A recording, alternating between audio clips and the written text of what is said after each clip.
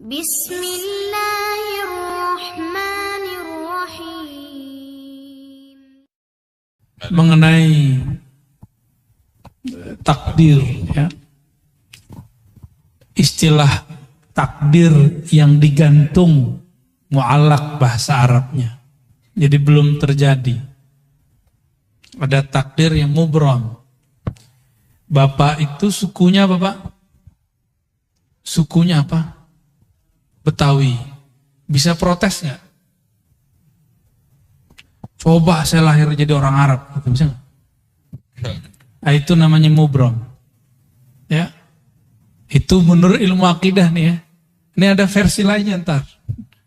Karena kalau dalam kitab begitu aja, yang kitab ilmu akidah. Tapi dalam kitab ilmu ma'rifatullah itu lain lagi.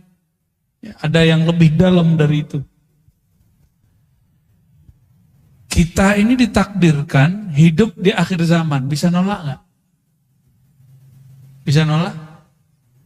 Udah terima aja. Itu namanya takdir mubram. Lahir pengennya kulit kayak orang Korea ya. Ya. Nggak enak juga kali. Tapi ternyata lahir kulit sawo. Ya, sawo mateng apa telur mateng. Nggak jelas ya. Kita nggak bisa protes. Udah begitu aja. Apapun yang dia mau, bagi saya, mohon maaf. Jadi itu versi ilmu akidah. Semua takdir itu mubram bagi saya. Suka-suka Allah lah. Takdir mu'allaq itu ternyata sebenarnya mubram juga. Kenapa? Dia masih digantung, tapi kan haknya Allah. Mungkinkah takdir digeser? Mungkin. Ini pada sisi Allah, semua takdir itu suka-suka dia, bukan suka-suka kita. Sepakat? Takdir itu terbitnya dari kudrat iradat Allah, maka mutlak milik dia, nggak usah atur-atur. Makanya di dalam hikam awal-awal, arih nafsaka minat tadbir, jangan kamu urus yang tidak perlu kamu urus. Ahli akidah mencoba menteorikan itu karena banyak orang protes. Ini takdir bisa dirubah nggak segala macam ya. Takdir itu bahasa Arab artinya ukuran yang Allah berikan untuk kita. Kita dikasih ukuran 10, tergantung kita ngambil berapa. Harusnya antum tuh suksesnya 10 kali lipat, cuma ngambilnya cuma 2. Salah siapa? Nggak akan keluar dari takdir. Ada kesalahpahaman memahami takdir. Takdir itu cuma 4. Apa aja? Waktu kita dalam janin, takdir cuma 4, Ustaz. Ya. Apa aja tuh? Apa? Ajal. Cepet amat ajal. Dikatabi rizkihi. Rizki dulu. Rizki itu jodoh 1. Jodoh itu rizki. Dikatabi rizkihi. Nggak ada di hadisnya wajodohihi. Nggak ada. Bikat birizkihi 1, terus wa amalihi, amal dulu. Ngapain kamu nanti? Itu amal bahasa Arabnya. Terus yang ketiga apa? Wa ajalihi, baru ajal. Jangan langsung ajal, Pak. Cepet amat mau ajal aja ya. Baru yang keempat, syaqiyun au sa'id. Dia nanya ahli surga apa neraka. Gitu. Bahagia di surga atau sengsara di neraka. Itu maksudnya, bukan bahagia di dunia, bukan itu. Banyak yang salah terjemah itu. Syaqi, dia sengsara masuk neraka, atau sa'id, dia bahagia masuk surga. Tuh ini aja udah panjang aneh jelasin. Antum mau nambah lagi pertanyaan. Rezeki, saya mau tanya, kalau kita waktu kecil dulu nggak punya gaji, rezeki datang nggak? Dianterin oleh mak kita ya nggak? Bener? Waktu sekolah dulu kita dibayarin orang tua kita, rezeki dianter nggak? Dianterin rezeki itu. Cuma karena setiap hari kita melihat orang berangkat kerja, pulang, berangkat, pulang, Orang mengira rezeki dicari. Sejak kapan rezeki dicari? Allah tuh bagi-bagi doang, Pak. Kita nggak pernah nyari rezeki. Kita cuma nunggu dan ngambil. Nunggu, ngambil. Nah, time nunggunya inilah skill. Skill yang punya orang bisnis. Skill yang punya orang politisi. Dia tahu cara ngambil-ngambilnya. Ya. Ini kan sudah ada yang mulai sayembara mau jadi calon presiden kan? Kita nggak tahu dia sesuai nggak langkahnya dengan sebenarnya calon harus begitu apa tidak. Kita nggak tahu. Seperti orang pebisnis, dia tahu kapan dia harus ngambil. Yang main saham, dia tahu kapan harus mau beli, mau jual. Itu skill. Nah, skill itu yang mahal, itu pemberian Allah dan dilatih. Kita rezeki Allah kan bagi-bagi. Ya. Maka kalimatnya, perintahnya bukan cari rezeki. Ibtaghi fima atakallah darul akhirah. Yang kamu carilah akhirat. Nggak ada suruhan cari dunia. Wala tansa nasibaka minad dunya. Tapi jangan lupa duniamu. Cuma begitu.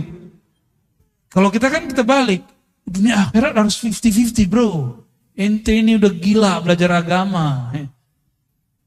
Tapi dari dulu sampai sekarang hidupnya begitu-gitu aja. Katanya adil. Gak begitu cara memahami ayat-ayat Allah. Kita kerja, kalau ada akhirat di situ, mungkinkah orang-orang itu korupsi? Orang yang mengakhiratkan kerjanya, dia jujur kerjanya. Itu antum ibadah tuh. Orang yang niat ketika bekerja, dia ingin menafkahi keluarganya, ingin bantu orang sekitarnya. Maka orang itu dihitung ibadah. Itu yang disebut mencari akhirat. Tapi jangan lupa bagianmu di dunia. Jadi kita juga harus saving untuk diri sendiri dan keluarga. Itu maksudnya. Jangan dibalik. Carilah dunia, jangan lupa akhirat. Nah, nggak tahu nih ayat baru ini. Saya boleh sebut tuh ayat-ayat setan. Itu ayat setan, Pak. Dai-nya dai setan itu. Nauzubillah min dzalik. Allah bilang cari akhirat, dia bilang cari dunia. Setan gak tuh? Mohon maaf nih. Kan dai itu dua aja, dai ilallah sama dai ila ghairillah. Dai kepada Allah atau dai kepada selain Allah. Dua aja dai. Dai artinya orang yang mengajak. Orang yang mengajak pulang kepada Allah, mengenal Allah, atau orang yang mengajak kejar selain Allah. Dua aja. Jauh-jauh ke Ka'bah minta fulus. Aduh ya Rabb. Jauh-jauh ke Ka'bah minta rezeki, minta jodoh. Boleh sih gak apa-apa. Cuma kayaknya buang-buang duit. Kalau minta jodoh ke sana, mending lamar orang langsung enggak. Langsung beres tuh, mau pesta-pestanya lumayan tuh ya. Sekampung nggak habis tuh. Kecuali antum di gedong ya, lain cerita. Jadi takdir itu ukuran yang Allah berikan kepada kita. Lalu Allah titipkan di dalam diri ukuran lain yang disebut kasab. Laha ma kasabat wa alaiha maktasabat. Laha positif. Dia akan memperoleh prestasi yang dia usahakan. Wa alaiha maktasabat. Dia akan kena hukuman terhadap apa yang dia kerjakan. Nah, kasab. Maka dalam akidah Imam Asy'ari Ahlus Sunnah wal Jamaah, Imam Asy'ari ini murid Imam Junaid juga. Apa kata beliau? Allah kasih satu sir di dalam dirimu bernama kasab. Kasab itu sebenarnya adalah tajalli, pancaran kudrat iradat Allah yang Allah pinjamkan ke dalam diri manusia. Maka di saat dia faham kasabnya dia kemudian mengatakan, aku bisa begini pun karena Allah juga yang memberi. La haula wala quwata illa billah. Maka ketika dia mendapatkan sesuatu, dia girang untuk berbagi kepada hamba-hamba Allah. Ya. Nah itu takdir. Jadi takdir itu Bapak Ibu, ada takdir Lauh Mahfuz. Itu jadi bukan qada azali, qadar hadis, enggak. Yang tepat ya, yang tepat secara ilmu ma'rifatullah, qadar sama. Qadar ini saya mau ngambilnya yang pakai sinonim. Itu tertulis di Lauh Mahfuz. Lauh Mahfuz itu, lauh bahasa Arabnya papan tulis. Cuma kan yang di langit itu bukan papan, Pak. Ya. Makhluk yang tercipta dari nur, tapi di situ tertulis. Ada lembaran-lembaran seperti dedaunan-dedaunan cahaya, di situ tertulis. Ini namanya Pak Fulan, Ibu Fulan, Puan Fulan, Tuan Fulan. Tulis di situ. Namanya sudah ada. Oke, itu makhluk nggak? Lauh Mahfuz makhluk nggak? Maka takdir yang tertulis di Lauh Mahfuz semuanya makhluk. Cuma bedakan, ilmu Allah makhluk nggak? Ilmu Allah bukan. Ilmu Allah azali. Jadi yang azali itu ilmu Allahnya, sedangkan suratan takdirnya bukan azali. Azali itu tidak berawal, tidak dicipta, itu azali. Semoga pusingnya. Tuh. Salah siapa nanya bab begituan? Ya. Namun apa kata Allah? Kataba ala nafsihi rahmah. Di Lauh Mahfuz tertulis hukum takdir.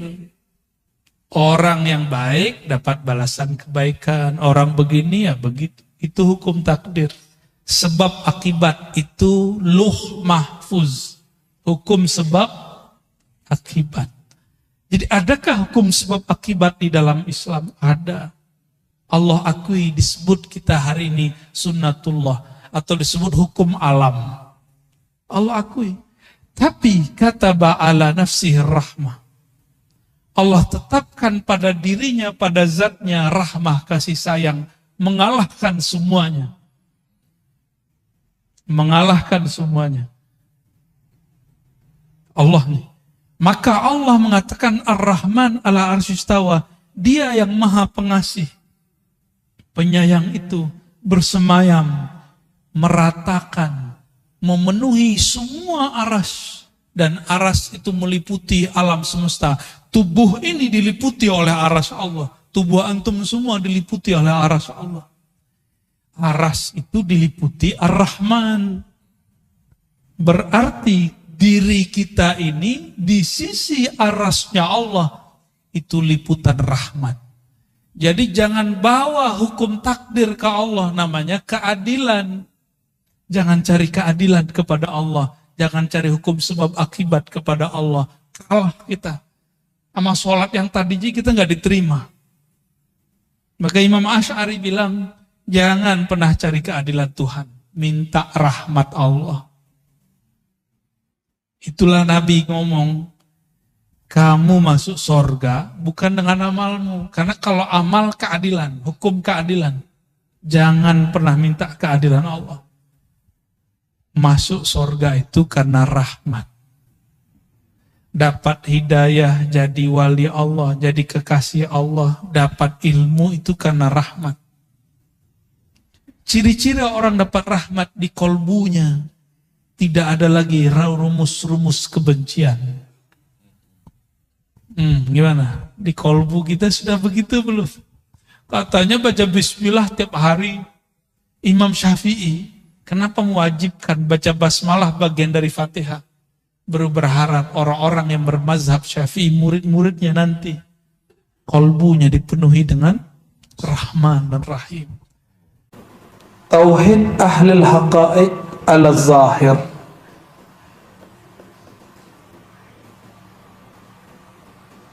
Ini kalau saya menyebutnya tauhid para salik. Kalau yang pertama tadi masih ada raghbah war rahbah. Ya. Jadi kalau tauhid awam biasanya pakai ngancem, was lo kalau nggak sholat gitu, itu ngancem, itu tauhid orang. Kalau tauhid orang yang salik, diajarin jangan sholat mengharap surga, juga bukan jangan meninggalkan maksiat takut neraka, mulai. Tapi karena harap yang punya surga, segan kepada yang punya neraka, mulai diajarin begitu. Itu tauhid salik. Di sini disebutkan ahlul haqaiq ala zahir, setingkat dikit di atas orang awam.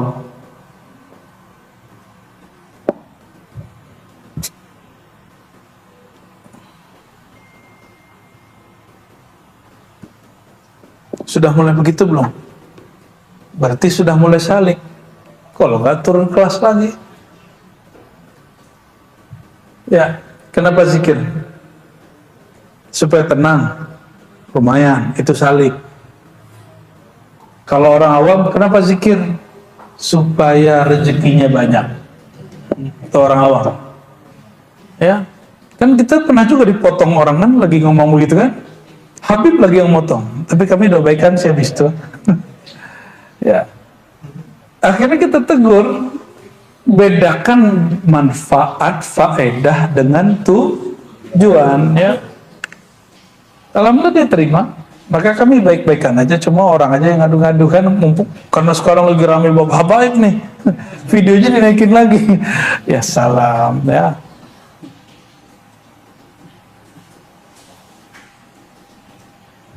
Antum zikir ingin melihat nur di kolbu, itu level 2 tuh, lumayan salik lah.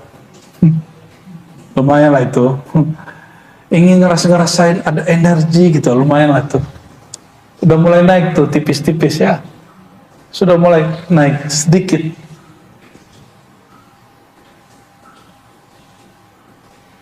Maka ada tauhid yang ketiga. Jadi tauhid yang kedua berarti menyembahnya bukan lagi karena ancaman, bukan lagi karena harapan pahala.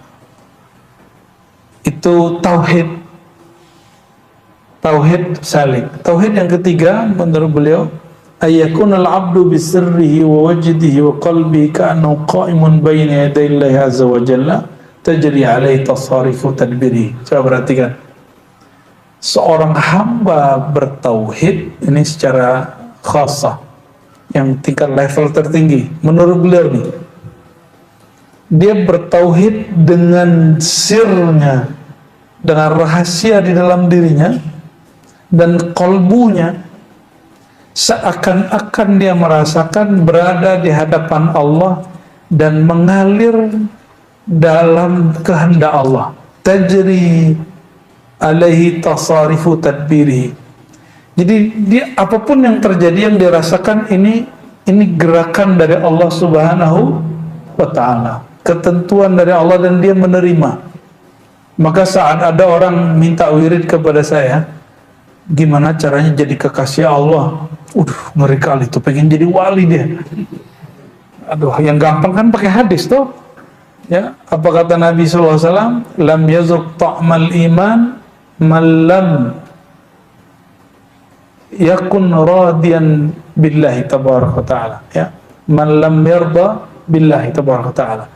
Tidak merasakan manisnya iman kalau orang tidak ridha. Maka saya kasih wirid raditu billahi rabba. Baca anak-anak TK itu, anak-anak kecil itu. Ternyata itu asbab orang jadi wali. Asbab jadi wali, dia mesti ridho kepada ketentuan Allah kepada dia. Ridho itu berarti nggak boleh yang sedih. Ya, kalau sedih ya nangis, sakit ya jerit gitu. Tapi batin dia tidak menolak, batin dia terima. Dia nggak ngomong ini, ya Allah, aku kan sudah wiridan, kenapa masih diuji? Ya Allah, aku kan sudah bertarekat samaniyah, qadiriyah, khalwatiyah, suhrawatiyah. Semuanya. Kenapa masih aku gagal bekerja? Oh, berarti dia salah paham itu. Bertrekot gak begitu, ya. Ya Allah, saya sudah zikir sholawat, kok masih jomblo? Lah apa urusan? Ya, aqul lakum ayyuhal ikhwah, ya, saya sampaikan kepada antum. Orang yang cinta pada Allah dan Rasul, kalbunya gak pernah kesepian. Gak pernah kesepian.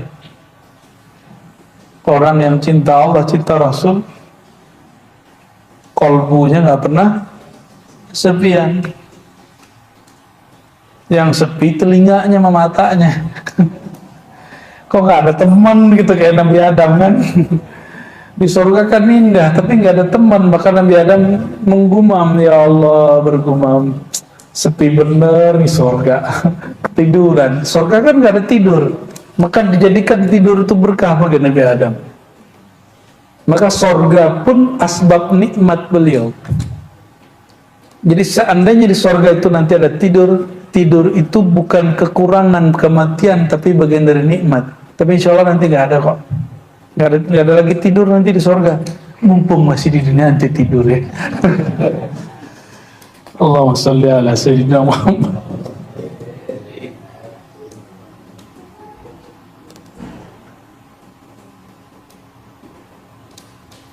Kenapa kita mesti merasakan bahwa kita ini dalam aliran takdirnya Allah? Ini bukan fatalis, ini bab rohani, ini bab rasa.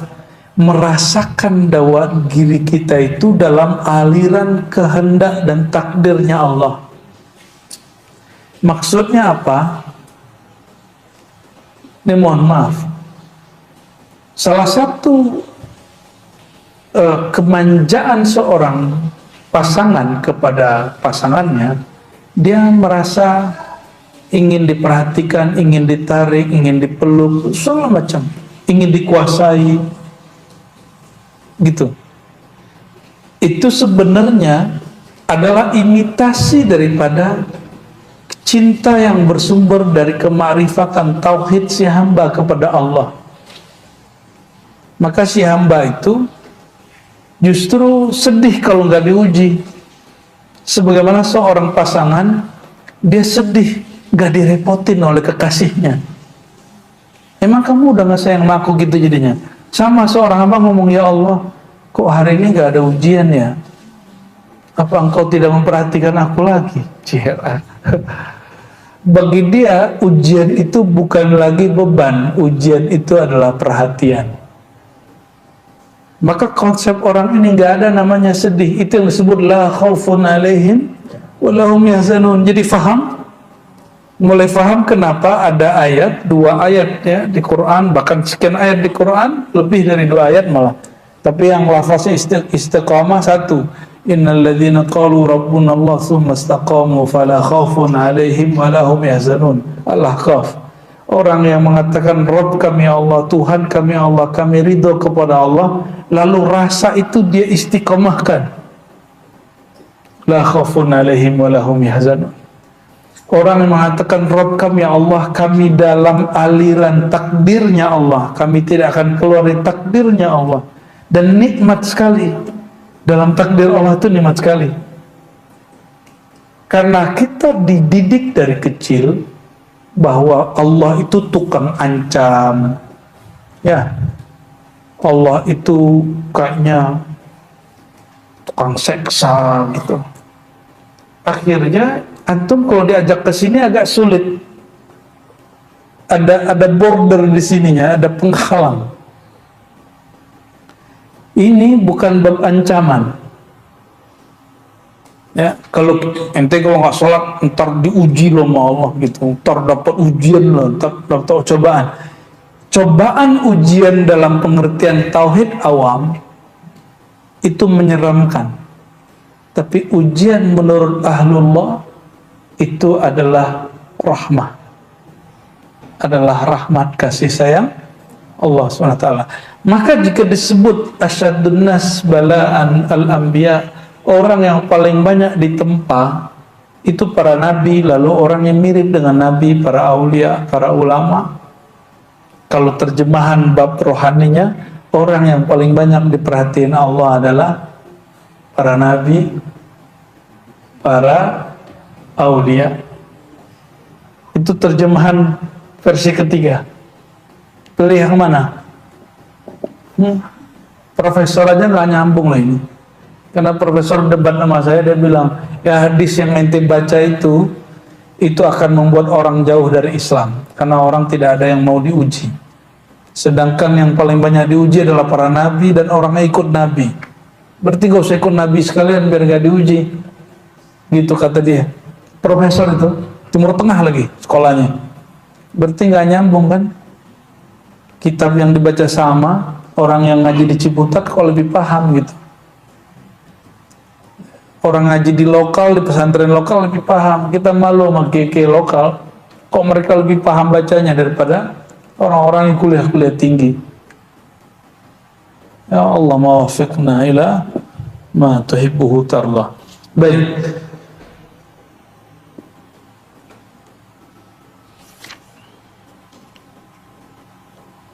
Ini ada kalimat Imam Shibli yang sangat membingungkan orang yang bingung, ya. Qala rajulun li Shibli. Bertanya seseorang kepada Imam Shibli. Shibli ini siapa? Abu Bakar Ash-Shibli ini siapa? Ada yang tahu? Teman Al-Hallaj. Al-Hallaj yang mati dibunuh karena dituduh sesat. Shibli nggak dituduh sesat, tapi dituduh mabuk. Imam Shibli murid Imam Junaid, Hallaj pun murid Imam Junaid. Imam Shibli memuridkan aqidah daripada gurunya, tapi kemudian dia diberi rasa sendiri oleh Allah. Dia ditanya tentang apa itu tauhid. Apa kata dia?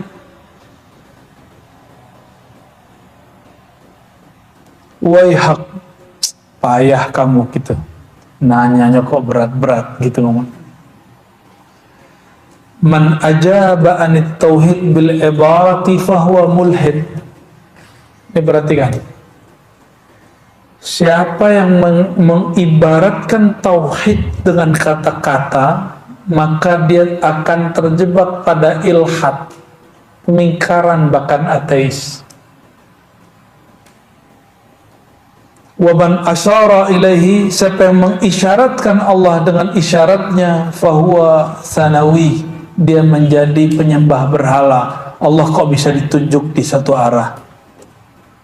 Kok bisa diisyaratkan dengan suatu simbol? Berarti Allah berupa. Allah ada rupanya. Maka orang yang mengisyaratkan Allah dengan sesuatu, dia sama dengan apa?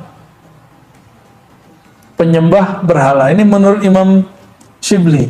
Ini kalam Shibli, nggak masuk, bukan kalam akidah ya. Ini kalam orang lagi sedang mabuk. Ini kalam ahli kelompok yang ketiga. Wa man sakata anhu, tapi jika kamu diam, tandanya kamu jahil.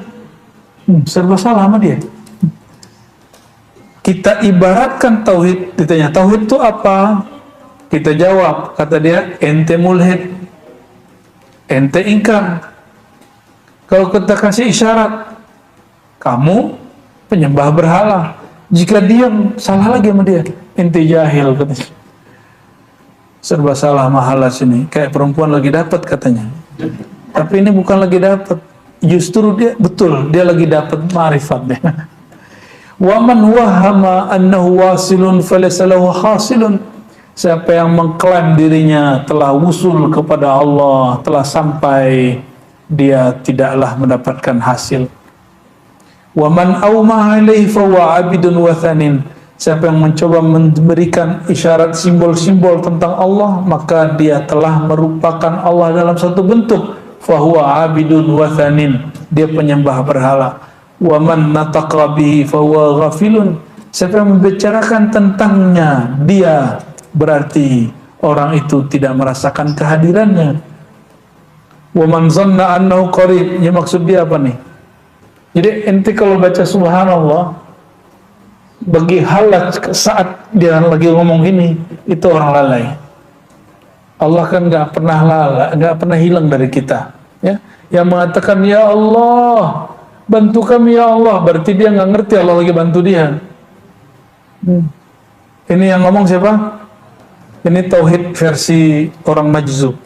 Orang apa? Orang majzub ya begini, maka Hallaj ini mengambil kalam dia mesti waktu dia sedang sadar. Lalu ada kalimat wa man zanna annahu qarib fa huwa ba'id. Siapa yang mengira dia dekat kepada Allah, dia sebenarnya jauh. Karena sejak kapan Allah perlu kedekatan hamba? Wa man tawajad fa huwa faqid. Siapa yang merasa mendapatiku, dia mendapati kekosongan. Ribet kan ya orang begini? Diam salah, ngeklaim salah. Wa kullu ma mayiztumuhu. Ternyata maksud beliau sampai ke kalimat ini. Ini yang paling inti belakangnya. Wa kullu ma mayiztumuhu bi'awhamikum wa adraktumuhu bi'uqulikum fi atammi ma'anikum fa huwa masrufun mardudun ilaikum muhdathun masnu'un mislukum. Semua yang kamu bedakan dalam pikiranmu, yang engkau dapat peroleh dengan akalmu, yang engkau ibaratkan dengan makna yang paling sempurna menurutmu, semua itu tertolak, dikembalikan kepadamu. Kenapa? Makna yang ada di kepala kita makhluk, bukan? Betul? Huruf-huruf yang kemudian kita rangkai jadi kata-kata tauhid itu adalah A, B, C, D. Itu kumpulan huruf-huruf yang menjadi kata dan kalimat. Itu makhluk, bukan? Allah makhluk, Allah khalik, maka dia tidak bisa dipahami dengan kata-kata. Itulah akhir dari makna ayat lam yakun lahu kufuwan ahad. Itulah kenapa surat Al-Ikhlas ini sepertiga Quran. Dia pendek tapi setara dengan sepertiga Quran. Semakin orang menyadari bab ini, baru dia disebut ikhlas. Ikhlas dalam surat Al-Ikhlas bukan ikhlas versi ente ngomong aneh ikhlas lah ya. Bukan begitu, itu mah ikhlas orang awam tuh. Bukan itu. Ikhlas dalam pemahaman surat Al-Ikhlas adalah al-bara'atu an kulli wahmin wa aqlin wa ma'nin wa ma'na, ya. Terlepasnya engkau dari semua persepsi pikiranmu, semua asumsi-asumsimu, dan semua kata-kata makna yang kau gambarkan tentang Allah. Jadi apapun yang kita kalamkan tentang Allah, Allah lebih sempurna dari itu. Oke? Itulah makna la ilaha illallah. Lalu kalau dimaknai lagi, maha suci engkau, maha bebas engkau dari semua yang aku bayangkan. Itulah subhanallah. Gimana? Sudah mulai nyambung? Sudah mulai nyambung? Ini aslinya kitabnya rumit, tapi saya mohon kepada Allah semoga ini bisa mudah dipahami. Sudah mulai dipahami? Jadi kalau disebut kul huwallahu ahad, katakanlah hai Muhammad, Allah itu dia, Allah itu ahad. Kenapa dimulai dengan kata dia? Dia itu menunjukkan agar engkau tidak membayangkan fisik. Karena dia berarti gaib. Gaibkan dulu akalmu, gaibkan dulu panca indramu, baru engkau katakan Allah. Allah itu menyebut dirinya apa? Ahad. Maka jika diterjemah, hanyalah dia yang memahami keesaan dirinya. Loh, terus itu apa belajar tauhid? Belajar tauhid itu belajar meniadakan diri di hadapan wujudnya, barulah terasa wujud Allah Subhanahu wa ta'ala. Jadi gimana cara merasakan wujudnya Allah? Tiadakan diri di hadapannya. Bagaimana merasakan dia esa? Tiadakan kemajemukan diri kita, peran diri kita, baru kita ngerasain dia esa. Itulah makna la haula wala quwata illa billah. Jadi ada 3 ungkapan tauhid: la ilaha illallah, subhanallah, La haula wala quwwata illa billah. Itu ikatan tauhid. La ilaha illallah menafikan semua, meniadakan semua yang dibayangkan. Coba bayangkan tentang Tuhan. Bayangin. Sudah kebayang? Nah, itu bukan Tuhan. Coba katakan Allah satu. Kebayangkan angka satu? Nah, Allah bukan begitu. Paham? Ya. Allah Esa. Kebayang apa? ESA. Ah, itu bukan Allah. Sebut Allah. Kebayang apa? Alif lam lam ha. Itu bukan Allah, itu nama Allah. Itu nama Allah. Bedakan nama Allah yang diungkapkan dalam huruf dengan yang punya nama itu sendiri. Coba tulis namanya di kertas atau tulis dalam pikiran. Sudah ditulis namanya dalam pikiran? Sudah nampak? Apakah itu kita? Bukan. Itu tulisan tentang kita. Jadi kalau ada lafaz Allah, itu bukan Allah. Itu nama yang menyimbolkan tentang Allah. Jadi kalau antum, ini mohon maaf, nih jangan, makanya udah talqin jangan belagu dulu. Itu baru memasukkan nama. Rasanya dirasakan oleh kolbu, itu baru nama. Dan kita tidak menyembah nama. Menyembah nama naqisun, bukan syirik. Saya nggak sepakat dengan orang mengatakan syirik, karena nama tidak terpisah dari yang punya nama. Maka man abidallah ka ismin fahuwa naqisun fil ubudiyah. Ini kaidah, ya. Kaidah yang baru dibuat malam ini. Karena di kitab-kitab ditulis man abidal isma fahuwa musyrik. Kencang bener ente ya. Siapa yang menyembah nama syirik, itu orang terlalu keras. Nabi nggak begitu mengajarnya. Orang yang menyembah nama, dia belum sempurna. Bukan berarti dia musyrik. Kan nama tidak pernah terpisah dari yang punya nama. Ya toh, nama Allah, coba nama antum pernah pisah nggak dari dirinya? Maka kalau ada orang menghujat nama kita, kita marah nggak? Ya, ditulis nama terus dicoret, marah nggak? Bahkan namanya dipindahin ke batu. Nih kamu nih, diinjak batunya, marah kan? Marah kita. Ya, mohon maaf, yang muncul antum foto terus diupload di sosial media, di Facebook, Instagram, atau TikTok, itu gambar kita, tapi itu bukan kita loh. Paham? Gambar kita, foto kita, itu bukan kita sendiri. Maka foto Ar-Razi bukanlah Ar-Razi. Jadi kalau ada orang menghujat video saya, itu bukan menghujat saya, itu menghujat si video. Indah toh hidup begitu. Makanya saya nggak stres hidupnya, alhamdulillah.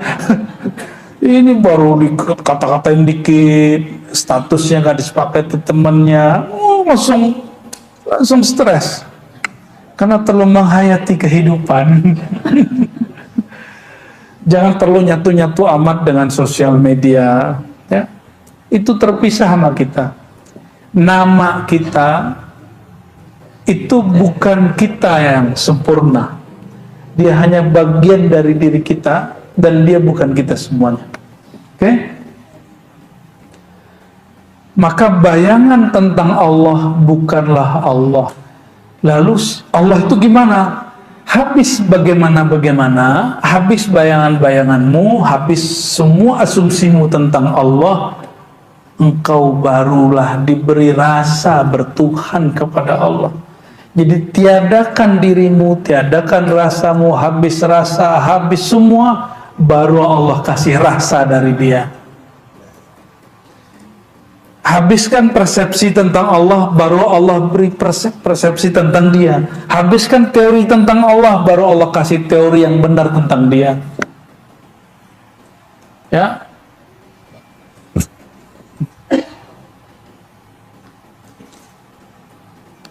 Jadi kalau bertuhan itu justru membuat kita tambah rehat. Kenapa? Kita nggak perlu memikirkan Allah, cukup merasakan Allah. Kan, pikiran aneh berat nih, karena ente mikirin Allah. Kajiannya berat nih, karena kajiannya dipikirin. Oleh karenanya para sufi itu hidupnya paling santai. Kenapa? Ente bicarain Tuhan di langit, ke istawa, nuzul, ngapain? Allah bukan untuk dibayang-bayangin. Jadi bagi saya, ya sudahlah, bagi-bagi tugas lah. Kalau yang masih mau jadi singa, aswaja, monggo. Saya udah nggak mau ya. Kita lebih nyaman mengikuti jalan-jalan beliau-beliau ini. Ya, tidak usah memperdebatkan sesuatu. Emang kita siapa perlu kemudian mengatur isi pikiran orang? Bisa nggak ngatur isi pikiran orang? Kita nggak sanggup ngatur pikiran orang, apalagi pikiran Wahabi. Maka saya meniatkan, kalau saya menjawab satu persoalan yang berbeda dengan Wahabi, bukan untuk mendebat Wahabi, tapi untuk menenangkan diri saya dan menenangkan orang yang dekat saya. Pakai dalil-dalil, ini dalil tahlilan, ini dalil zikir tawasul, bukan untuk debat Wahabi lagi sekarang. Kalau dulu emang untuk debat Wahabi. Ya, berkat Allah Subhanahu wa taala Ar-Razzaq Al-Wahhab, ya, kita diberi anugerah, ya, rasa yang sudah nggak niat lagi yang begitu-gituan. Alhamdulillahirabbil. Jadi apa kata Hallaj? Ternyata kemabukan Hallaj itu adalah kewarasan kita. Dia mabuk, tapi untuk ukuran kita itu waras. Apa kata dia tadi? Semua yang kamu bayangkan, semua yang kamu ibaratkan, semua yang kamu isyaratkan, itu semuanya tertolak. Itu semuanya hanyalah asumsimu.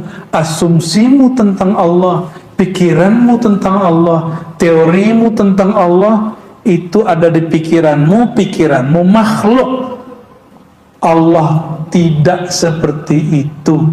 Maksudnya nggak usah pikirkan tentang, cukup ridhoi Allah. Kul raditu billah, aku ridha kepada Allah. Udah selesai. Kalau yang maksa, kalau menyembah Tuhan yang nggak ada sosoknya gimana gitu ya. Maka mereka buat sosok, itu kan lucu itu. Jadi orang itu menciptakan Tuhannya sendiri. Inilah perbedaan Tuhan orang yang bertauhid dalam ajaran tasawuf Ahlussunnah dengan Tuhan yang dipahami dalam agama-agama secara akliyah atau agama-agama dalam filsafat. Maka di filsafat barat itu ada orang yang berontak ke gereja terus ngomong gini, dan itu ternyata benar diambil dari tasawuf. Tuhan itu adalah imajinasi manusia tentang dirinya yang sempurna. Makanya, ini kata mereka ya, makanya Yesus di barat itu putih, Yesus di Afrika hitam, Yesus di Cina sipit, Yesus di Jawa sawo mateng. Itu kata mereka, saya nggak, itu yang ngomong filosof barat yang mereka tadinya orang gereja. Nah, kita nggak akan nyinggung bab Yesus karena itu agama yang berbeda dengan kita. Kita hanya berbicara Nabi yang Isa, ya, alaihi salatu wassalam. Tapi ada benar juga ya. Benar nggak? Sosok dari yang tadi kita bicarain itu beda-beda kan per tempat. Nah, ajaran tauhid yang Nabi bawa sebenarnya ini. Oleh karenanya para sahabat waktu turun ayat Ar-Rahman 'alal arsy istawa, nggak ada satupun yang debat. Allah bersemayam di atas aras istawa, nggak ada satupun debat. Kenapa? Allah nggak perlu dibayang-bayangin. Sekali membayangkan Allah, akidahnya keliru. Allah tidak dapat disuci-sucikan karena apapun yang kau sucikan di pikiranmu itu masih pikiranmu. Itulah kritik Ibn Arabi kepada sebagian ulama Ahlus Sunnah yang merasa paling benar.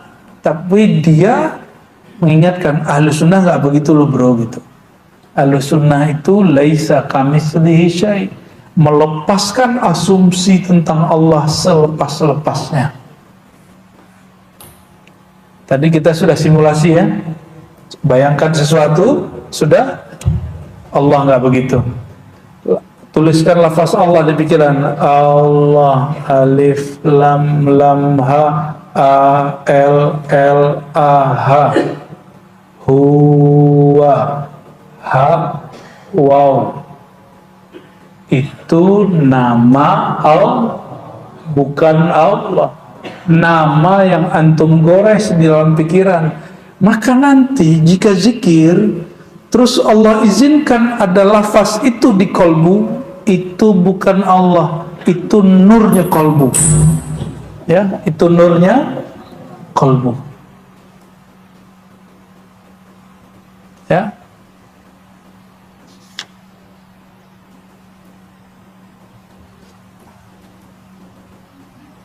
Mungkin ada yang bertanya, kalau gitu kita ngapain menghormati tulisan gitu ya? Gitu. Ini orang nggak punya seni ya. Ya udah, sini mana fotonya saya injek-injek. Mana namanya saya robek-robek. Pasti marah. Itu salah satu sifat jalaliyah yang Allah tajallikan kepada kita.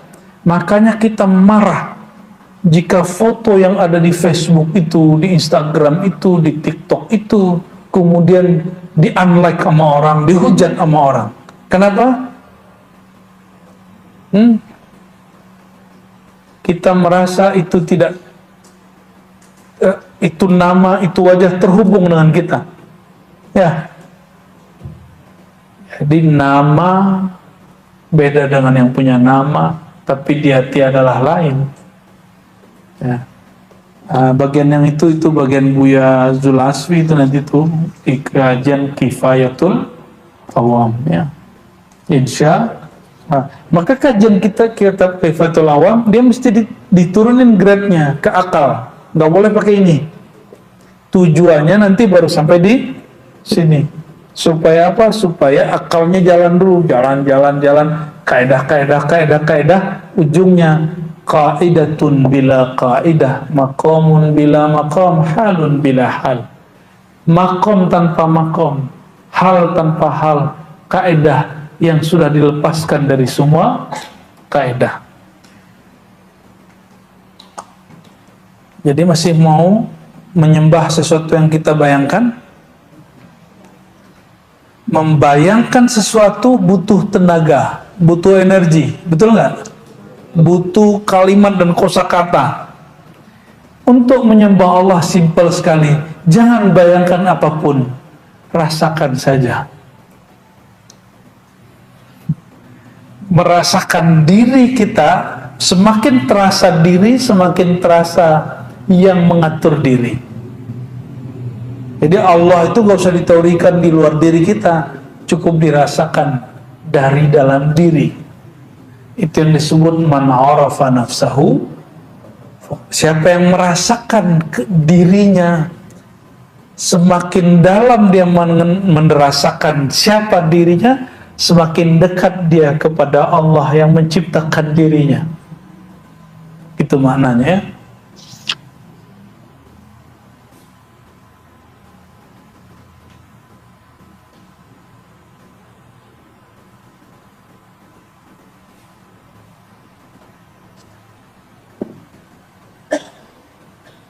Nah, itu kaidah yang sangat luar biasa dari Imam Ash-Shibli. Masih kuat?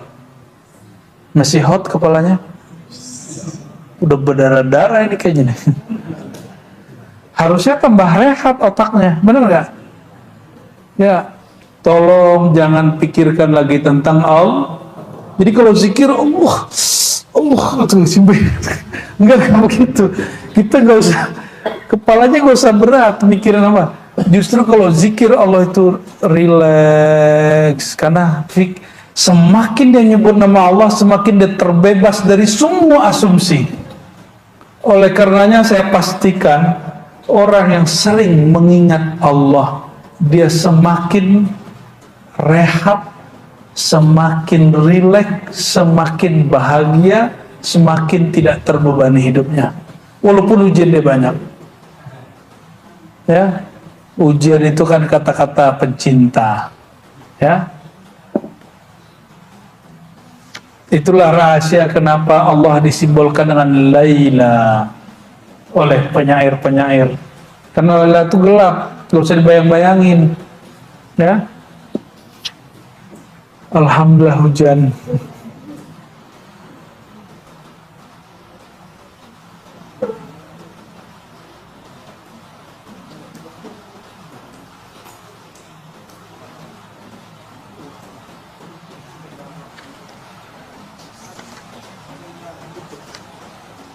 Oke, barangkali itu kajian tauhid menurut ulama tasawuf.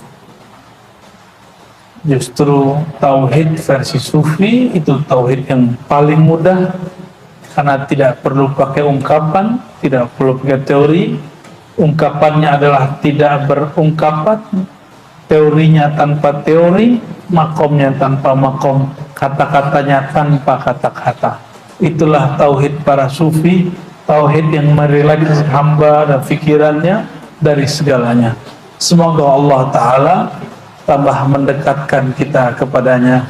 Amin ya rabbal alamin. Sallallahu rabbuna ala nuril mubin Ahmad al-Mustafa Sayyidil Mursalin wa ala alihi wa sahbihi ajma'in. Sallallahu rabbuna ala nuril mubin Ahmad al-Mustafa Sayyidil Mursalin wa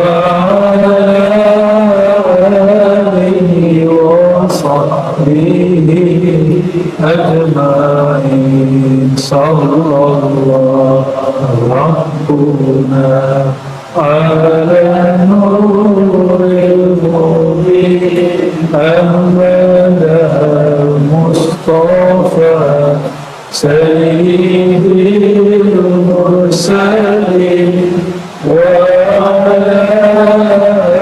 alihi wa sahbihi ajma'in. Afdalu dzikri la ilaha illallah, la ilaha illallah, لا إله إلا الله، لا إله إلا الله، لا إله إلا الله، لا إله إلا الله، لا إله إلا الله محمد رسول الله، لا إله إلا الله محمد رسول الله، لا إله إلا الله محمد رسول الله، لا إله إلا الله محمد رسول الله صلى الله عليه وسلم في كل لمحة ونفس عدد ما وسعه علم الله. الفاتحة.